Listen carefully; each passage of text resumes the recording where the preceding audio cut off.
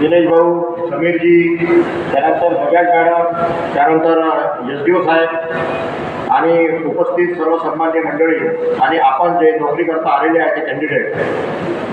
मी मुद्दाम वेळ मागून घेतला भाषण द्यायला, बहुतेक मी भाषण देत नाही आणि तसं मी स्टेजवरही बसत नाही. परंतु ज्या लोकांनी इथे मला मदत केली, आपण प्रेस घेतली, सगळी घेतली, त्या लोकांचे नावं आले पाहिजे आणि बाकीच्यांना कळले पाहिजे. कारण कधी कधी कसं होते की अंधारात राहून तुम्ही काम करता आणि दिसते बोलते समोर, असं नाही झालं पाहिजे. मी तुम्हाला सांगतो त्याच्यामध्ये एवढे सर आहे. मारुतराव भाऊ बोरकर आहे, म्हणजे फोन केल्याबरोबर आता वय नाही भाऊचं, पण केव्हाही संध्याकाळी हजर. त्यानंतर आपल्या अयोग फार ठिकाण आहे. आज त्यांच्याकडे काहीतरी मला वाटते अमावस्या काय म्हणतात ते बुद्धे लोगों की हृदय बोले हमारी, पण काल इथे भरपूर वेळ होते. त्यानंतर आमचे काळे मामाजी आहे, चंद्रकांतजी चौधरी साहेब आहे, विनायकराव भाऊ मानकर आहे, विजयरावजी महाजन आहे, किशोर भाऊ गाडवे आहे आणि किशोरजी गोयल आहे. कसं आहे, आपण कोणताही कार्यक्रम करतो तर आपल्याला ती माहिती व्हायरल करायची असते. कारण एवढा मोठा कार्यक्रम या ठिकाणी केला आणि भाऊनी तुमच्याकरता स्वादिष्ट भोजन सुद्धा ठाकूर साहेबांनी ठेवलेलं आहे, ते चांगले दिलदार आहे. म्हटलं भाऊ थोडासा कुछ नाश्ता वास्ता करेंगे, बिलकुल नाही बोले, अच्छा खाना खिलाओ बोले सबको. एकदम जनरसिटी आहे त्यांची.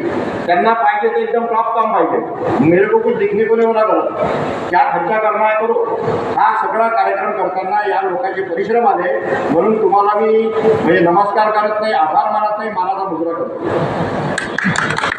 मित्रांनो, कौशल्य हा असा शब्द आहे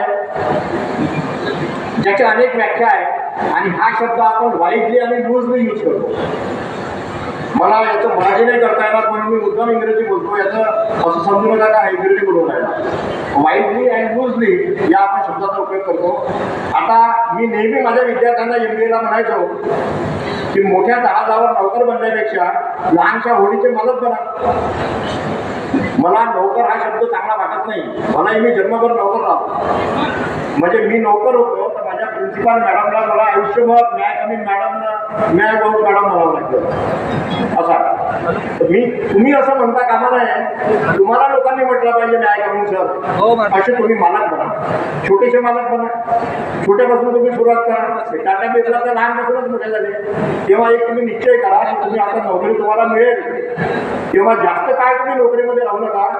पुढे तुम्हाला उद्योजक कसं बनता येईल याचा तुम्ही विचार करा. आपल्या देशाला उद्योजकाची गरज आहे. उद्योजक जोपर्यंत निर्माण होणार नाही तोपर्यंत तुम्हाला नोकरी देणार कोण, शेवटी तुम्ही दुसऱ्याला नोकरी देणार. आता कौशल्य काय आहे मी तुम्हाला सांगतो. थोडं शांत राहून तुम्ही ऐका. कौशल्य म्हणजे नेमकं काय आहे. एक तुम्हाला चांगली गोष्ट सांगतो मारुतराव भाऊ. एकदा एक जर्मन गार्डनमध्ये गेला आणि गार्डनमध्ये तो गेल्यानंतर तो मूर्ती बनवत होता. आता कोणी जेव्हा मूर्तिकार असेल, कारखाना असेल, स्मृती असेल तर काहीतरी तो करत राहतो तेव्हा आपण उभं राहून पाहतो. कारण कुणीतरी नवीन निर्मिती होत असते. तो पाहतो मूर्तिकार आपला टाकीचे घाव घेऊन राहिला. तो समोर जाऊन पाहतो हा मूर्तिकार जी मूर्ती बनवतो तशीच एक मूर्ती समोर पडली आहे. तो मूर्तिकाराला म्हणतो कि बाबा जी मुझे ये बताओ, आप जो मूर्ति बना रहे हो ऐसी मूर्ति तो सामने पड़ी है. तो म्हणतो हाँ वो मूर्ति मैंने बनाई, लेकिन वो मूर्ति के नाक में थोड़ी स्क्रैच है. अच्छा ये आप दूसरी मूर्ति बना रहे हैं क्योंकि वहाँ स्क्रैच थी इसलिए दूसरी बना रहे हैं. आप लगा कहाँ पे रहे हो. बोले जमीन से 12 फुट ऊंचाई थे.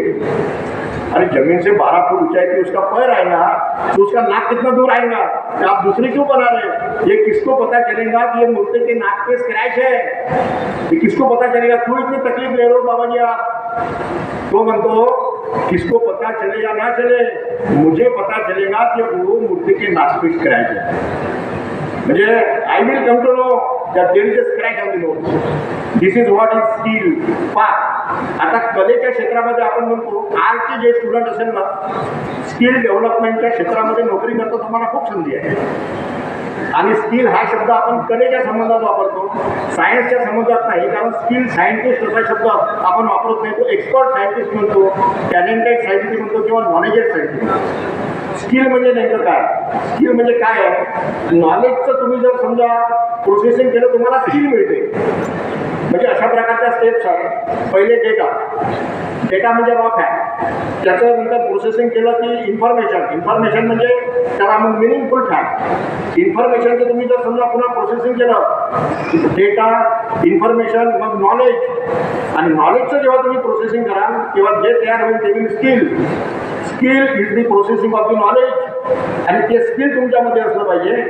आणि स्किलचे ट्रेनिंग जेवढे चालू आहे ना ते खऱ्या अर्थानं स्किलचे ट्रेनिंग नाही आहे. स्किलचं ट्रेनिंग हे ऑलरेडी ऑन दी जॉब असते. स्किलचं ट्रेनिंग वर्गात शिकवता येत नाही, दुसरं ट्रेनिंग आहे. Skill training is always on the job training. तेव्हा तो चांगला स्किल होतो, चांगला मूर्तिकार, चांगला चित्रकार. हा स्किल तेव्हाच होईल जेव्हा त्याला नॉलेज असेल. पण आजकाल एक नवीन टर्म पुन्हा स्किलच्या पुढची आली. आता स्किलचं तुम्ही पुन्हा प्रोसेसिंग कराल. तुमची पायरी काय आहे? That is excellence. आणि तुम्हाला एक्सलंट व्हायचं आहे, एक्सलन्स तुम्हाला मिळवायचा आहे. जेव्हा तुम्ही त्या पायरीपर्यंत जा तेव्हा तुम्हाला नोकरी मिळेल. आणि या ठिकाणी जे नोकरी देणारे म्हणजे आमचे इंटरव्ह्यूवर आलेले आहेत त्यांना माझी विनंती राहील की जे कॅन्डिडेट येईल त्यांच्याशी स्पष्ट बोला. कुठे काही खामी असेल, विकनेसेस असेल त्यांना सांगून द्या. म्हणजे उद्या कळू, परवा कळू, तू विचारा 2-3 दिवस काय झालं काय नाही, काय झालं काय नाही, माझा निकाल केव्हा लागेल. तर आपण प्रामाणिकपणे इंटरव्ह्यू लिहा.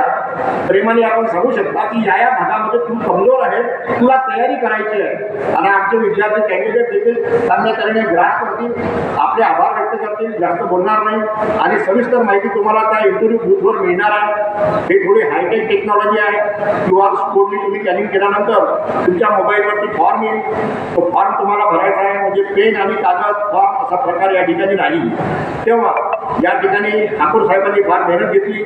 सगळ्यांना आम्हाला कामाला लागलं आणि सांगितलं की ये कार्यक्रम मुझे अच्छा चाहिए, बाकी मैं कुछ सुनूंगा नहीं, ज़्यादा से ज़्यादा नौकरियाँ मिलनी चाहिए, अच्छे से ट्रेनिंग, इस टाइप के कार्यक्रम और अरेंज करो. ठाकूर साहेबांना माझी विनंती असेल की भाऊ वर्षातून 2दा तरी आपण अशा प्रकारचे मोठे कार्यक्रम लावा आणि आपल्या या परिसराचा विकास करायची विनंती करतो. आणि पुन्हा एकदा मला ज्यांनी मदत केली समोरच्या लाईनवाले यांना नमस्कार, धन्यवाद देऊन माझे 2 शब्द संपवतो. थँक्यू.